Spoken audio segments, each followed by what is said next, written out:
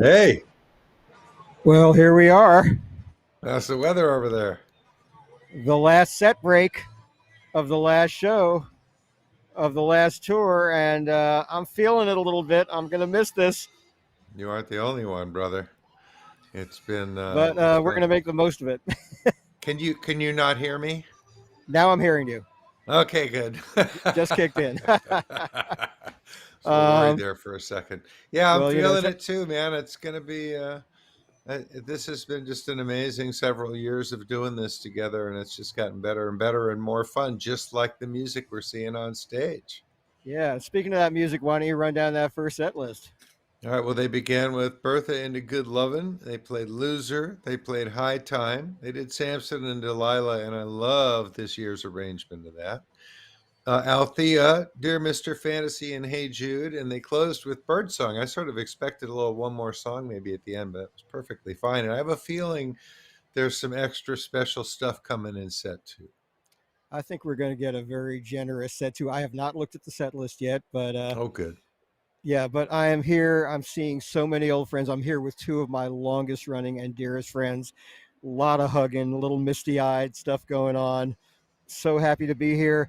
We're so happy to be here. And thanks to Nugs.net, we don't have to do much of the Nugs.net pitch. We'll just tell you if you're watching this on the free preview, you'll want to go check out Nugs.net more deeply, try the free trial, and find this incredible bounty of music that you've been getting for this whole tour, for many tours of Dead and Company, an incredible library of music. But I think we really have to also uh, give a plug to the people of Nugs.net, the people Yeah, who have man. helped us be here. The boss man, Brad Serling, the guys who have been here on site with us, Jacob Lima, Johnny Cunningham, Lonnie Davis, the folks holding down the fort at Nugs.net, Arya Jha and Jeff Gorman. Uh, and the people who make it sound so good, coming to you live. Ross Harris has been doing these phenomenal live audio mixes. And then after the fact, John Altschuler is set loose on him, and he does some remixing and tweaking. So the versions that you get to stream and download are that much better. So thank you to everyone at Nugs, everyone at Dead and You Company got who that have right. allowed us to do this. It's been an extraordinary experience. It really has. It's been a thrill, and we've gotten so much interesting information out of so many different people. I mean, our job has been to get people to talk and tell good stories, and we're good at it. And so we've gotten a really impressive result. It's really been a delight and a thrill, and I'm And happy we've as got a hell guy that we come, got to yeah, do it. and we've got a guy coming up who's lived a few stories, has Yeah. a few I want to stories to say a little tell. more about Nugs, Okay, please. You're okay, there at all the right. show enjoying the glory of being there with your friends and all that. And me and my wife and a couple of friends are sitting here watching it in our living rooms, and we're enjoying amazingly clear audio, wonderful video, especially this time because they've got extra cameras out there. They got a couple of drones and a cable cam, and we've been seeing these amazing drone shots from above the stadium of the entire Oracle Park and the crowd and everybody. And it's amazing to be able to see all of it. And then we're focusing on Jeff Canenti smiling while he sings. I mean, the Nugs feed is freaking amazing. And it's a miracle that we get to do this. And I got good speakers in here, and the mixes are spectacular. Yeah, they got pretty good speakers here too. Thanks, Meyer Sound and Ultrasound and all you people who helped invent this stuff. Um, anyway, we should go to that interview. Uh, this is the one I wanted to end all of this pretty much from the very beginning, and we landed him. And I think by process of elimination, you know which band members we talked to. So we're so happy to let this guy take it out with us because he's been around longer than any of them. So let's go to the interview. As we've always said, we won't be back after this. We won't be back after the show. This is it for us. So we'll say goodbye and thank you for an incredible season, all of your kind words and support. And, we'll see you in the next phase of whatever this is. Right on, man. Thank you. Well, as people are watching this, there is exactly one set to go in Dead and Company's final tour. And who better to help us try to make some sense of the last couple of months than this guy right here, Bobby Weir. I am. It's great to see you, man. It's been an Yeah. amazing season. We have loved this tour. Gary and I have watched every single one while we're covering it for Nugs. And we ran out of superlatives a week or two ago because it just kept getting better. We're having some fun. A master of understatement, sir. And the tens of thousands of people in each venue are having more than fun. It's really been ecstatic, Bobby. And I've been around this brand of ecstasy for 55 years or so now, so I can be pretty discerning about it. There's been something really special about this tour, and maybe it's because you put that punctuation mark on it, called it a final tour, that there's like a sense of incredible purpose to just about every moment of every show, and maybe urgency is the right word, but everyone is really digging in hard.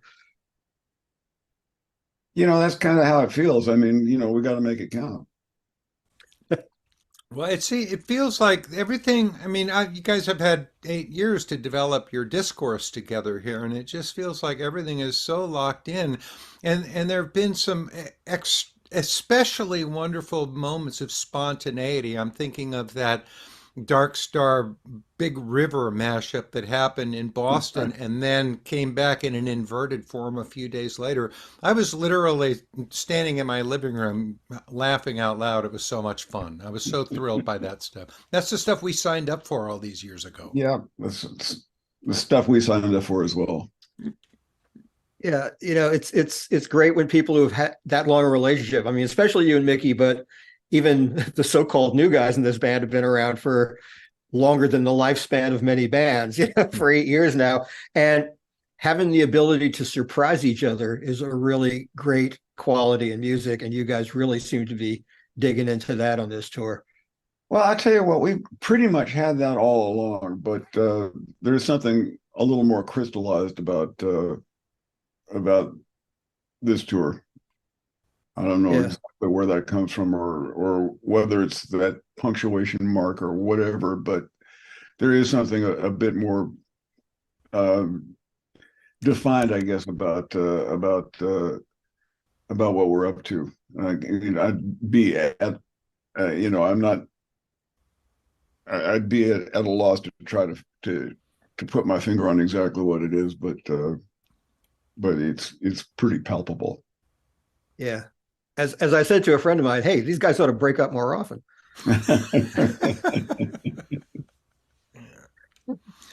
It's kind of hard to know what kind of question to ask. I've been kind of overwhelmed by the quality of the music on this tour, and I feel like just sort of sitting here showering you with a little bit of more admiration because I'm so delighted by what you've done. Well, thanks. That's the last thing I want to hear, but that's okay. I know, but still. Well, Yeah, I mean, never turn down a little positive affirmation, Bobby. It may not come again very soon. well, I mean, it just feels like you're hitting on all cylinders here. The Wolf Bros stuff this year has also been amazing, and we've gotten to see that idea developing in its own way. And then this whole thing, I don't know, it you're 75 years old, and nobody seems to think there's any likelihood of you slowing down anytime soon, and everybody seems pretty happy about that. Well, a bunch of stuff that I've been working at or wanting to get a crack at doing all my life is now becoming, within reach. And I'll be stir-fried if I'm gonna walk away from that. Yeah, well, I know, Bobby, you and I first spoke at any length almost 50 years ago. First time I ever interviewed you was 1973. And you had just put out Wake of the Flood, and you had done a little extended orchestration on the Weather Reports suite. And you described that process to me of singing out parts to the horn players and all that. And you also said that was something you wanted to do more of in the future. And of course, then the Grateful Dead got locked into 3 tours a year and all those shows. And you're just now realizing some of these things that you've been thinking about for a very long time. Yeah. Well, that stuff doesn't go away, and you sweep it under the rug for a little while, and it's going to come back and bite you. You got to get to it. You got to manifest it somehow, or it'll just eat you alive. And so that's what I've been up to. Are you telling me you've got a head full of ideas that are driving you insane? Something like that. Yeah. This one of the ways to characterize this style of music making is improvisation within a structure, and you guys have mastered that obviously since the very beginning. What we're seeing with Wolf Bros in particular is more sophisticated structures that are still able to support pretty wild improvisation, and that's quite an accomplishment, I think. Well, once again, thanks or shucks or whatever. I mean, that's where the fun is. Yeah, that was really writ large with the two things you've done so far with symphony orchestras, which is also a dream you've been harboring for a Yeah. long time, and did a little bit with First Fusion a few years ago. But the realization of it now is really, really strong. And the fact that you're even letting some of the section players in the symphony orchestra have some room to blow Yeah. has really been fantastic. The first violinist in DC, I saw the last night of that run. She just ripped off a solo, I think it was on Jack Straw, that I'm sure got a response that she's never gotten while playing, a Brahms symphony or anything like that. People dancing in the aisles, for example. Well, a lot of those players, well, it's about half and half as far as I can tell. About half of the players in a symphony orchestra think of themselves as technicians, and they simply don't improvise. And if you ask them to improvise, they'll tell you no. And then Yes. the other half of them, roughly, moonlight as jazz bows and stuff like that, and they're more than happy to improvise. And so you lean on those folks. Well, we're finding ways to identify the guys in the orchestra or the folks in the orchestra who do improvise, and the whole orchestra, sort of plumps up when they feel that they're being called on to do that. And so I think that's a good move. And we get to hear improvisations that we wouldn't otherwise hear. We get to hear other countries heard from. Yeah.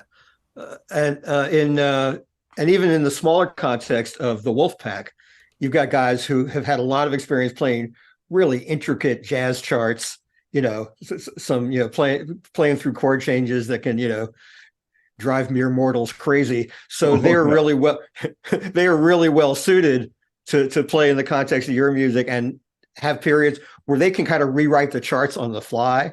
And you've deputized them to do that because you want them to surprise you as well. Yeah, and that's where, once again, where the fun is. When those guys come up with a new arrangement on the fly for a given piece. How long are we going to have here?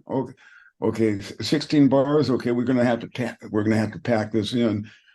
And they can do this on the fly, or 32 bars, whatever. They can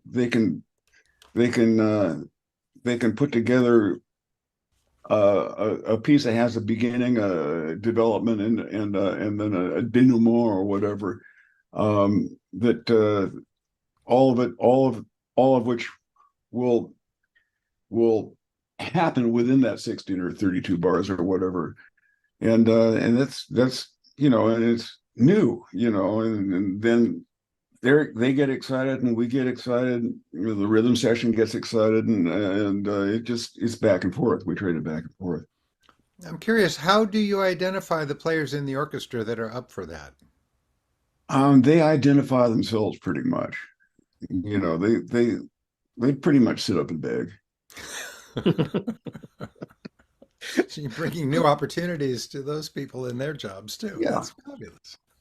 And also your collaborator, Giancarlo, had some interaction with the orchestras, got to feel them out to some extent, right? When he was working with them in advance of your showing up. So it's really ingenious. I want to get back to the way the process has happened in Dead and Company as well, though, because every player has drawn on his resources, on his musical vocabulary to really transform and freshen up this music. You're hearing these songs in ways you never heard them in the Grateful Dead because of the way O'Teal plays in the pocket, and Yeah. because of the reharmonization and voicings that Jeff throws in, and because of Jay being really unpredictable with the way he's going to approach a tune on a given night. And so a song is, well, David and I have talked about this many times during the summer. A song is commonplace in the repertoire as Cumberland Blues.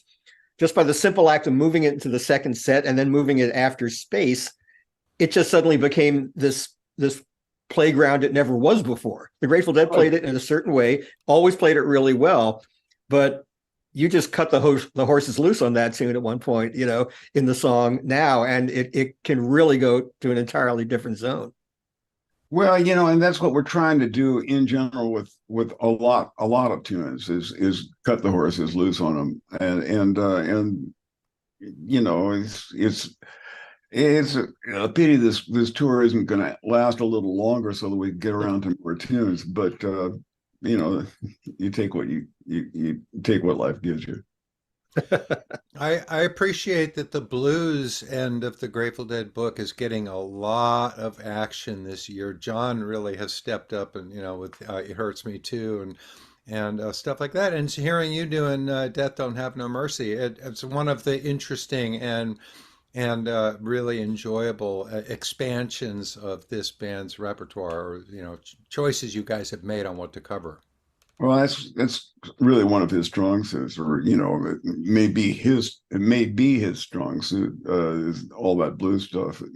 He's real good at it. He's I think he's shown a pretty good grasp of the Mixolydian mode in recent years.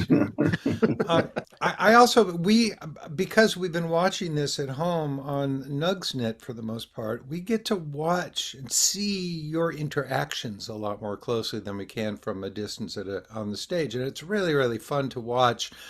Not just the expressions of delight as you all are surprising each other, but occasionally we get to see a little bit of traffic management coming from one or the other of you. And it's really interesting to see not just the hands on the keyboard and stuff, that's all thrilling too, but just getting to see how you guys relate to each other visually on stage is very cool. Yeah, I've got to try to remember to look around a little more. I drift off into a zone where I'm staring at my hands, but I'm really not staring at my hands. I'm just somewhere else. Gee, imagine that. Well, Bobby, you mentioned like wanting to introduce more tunes into the book and stuff like that, and running up against the time limitation of this tour. But the wonderful thing about this music is it keeps reinventing in whatever incarnation comes next. I mean, the Grateful Dead, this may be a period on this lineup of this band as a touring entity, but the Grateful Dead, if we learn anything, there are no periods, just commas and semicolons. You're like the Grateful Dead may be the greatest run-on sentence in the history of music. And so whatever comes next is going to be informed by what Dead and Company did on this tour and as an entity in general. So we're looking forward to what comes next. I'm sure you've got more stuff coming up with Wolf Bros and other projects you got brewing. So can you give us a little tantalizing hint at what's next to come? Well, I'm looking forward to. We're going to be working with the Stanford Symphony Orchestra, and one of the things that I want to try to do, and we'll see if we can get it together by the time we have. You have with a symphony orchestra, you have to sort of book yourself. You book your time. You can't just get on the phone and say, "Hey, let's get together." You have to sort of plan it out. And one of the things that I want to do is we have a couple of techniques for collective improvisation, whereby we can get we hope to get entire sections improvising on a given tune of one voice. And if we can do that, then the sky's the limit. Wow. But it's going to take some trial and error, and those kids are just the ones to do it with, because they're game for most anything, and they don't have reputations. They don't have professional reputations to uphold or anything like that. They're kids, and so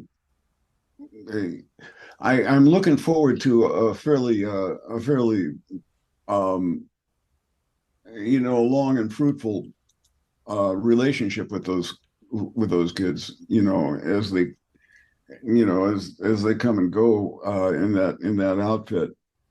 But I think it's just exactly where we need to be to look into the possibilities of collective improvisation on that scale. And I think we're going to get somewhere with this. That sounds fascinating. I can't wait to hear more about that. And at the other end of the creativity scale, I wanted to ask you about songwriting. I watched one of those shows you did from the theater in Menlo Park where you did on stage songwriting with J.D. Souther, and it took me a second to figure out what it was, but once I figured out what it was, I thought that was extremely cool to do that in front of people. There it brings a little something to the party when you're songwriting in front of a live audience, and JD and I have we have a we enjoy each other's company, but this takes us and we enjoy writing together, but this takes us to a new level. I've been too busy to chase down some of those threads that we got started, but as soon as this tour is done, I'm gonna see what I can do about fleshing some of that stuff out. Wonderful. Great. Well, Bobby, I don't know how much time we have left to be talking, but I think we're Yeah. coming to the winding down phase. We got a But couple minutes left. all right. Well, as I said, I'm a crusty old pro in this. I'm at about, I think, 56 years since I first encountered you guys, and David's not far behind. And it's easy to take this stuff for granted, and it's easy to and maybe for the Grateful Dead it was easy to take for granted too because it was always there.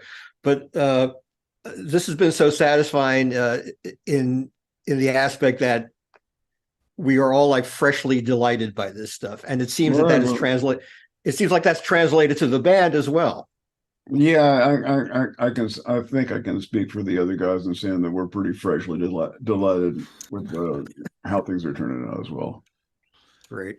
That's very nice to hear. Well, we should probably wrap it up because the band is going to come back on stage very soon. I That's right, Bob. You may only think that this is Tuesday, but you've actually got to be back on stage in a few minutes. So let us get you totally unstuck in time and have a great second set. I get the Well, picture.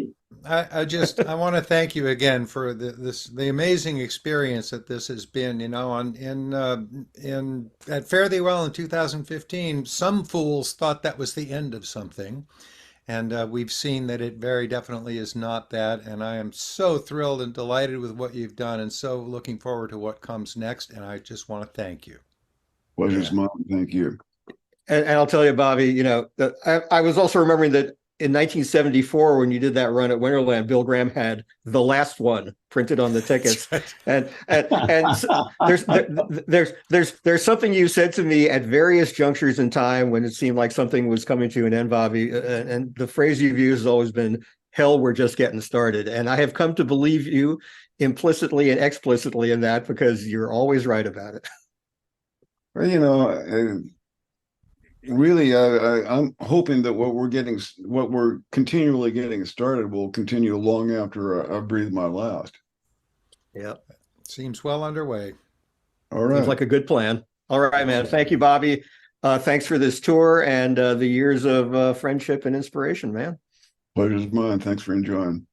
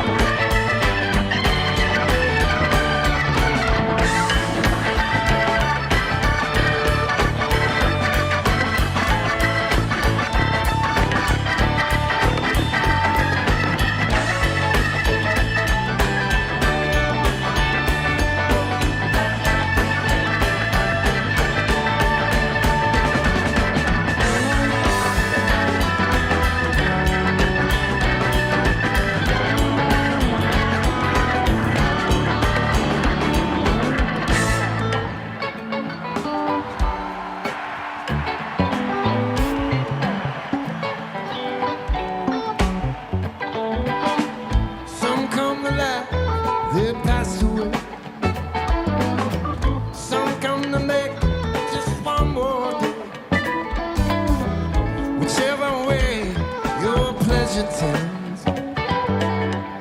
If you play nice, you're gonna harvest the wind. Roll away, do. Roll away, do. Roll away, do, yeah.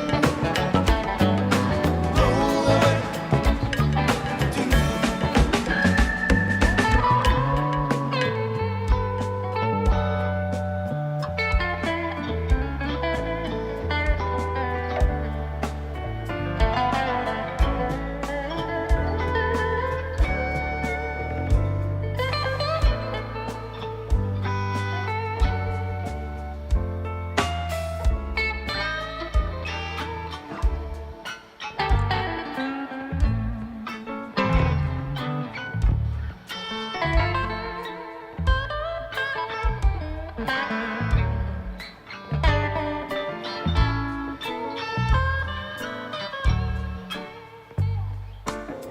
In fragrant time, far away sleep.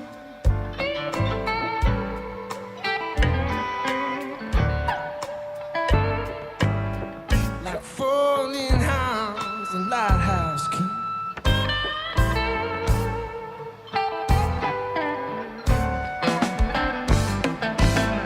Wildflower seed on a sand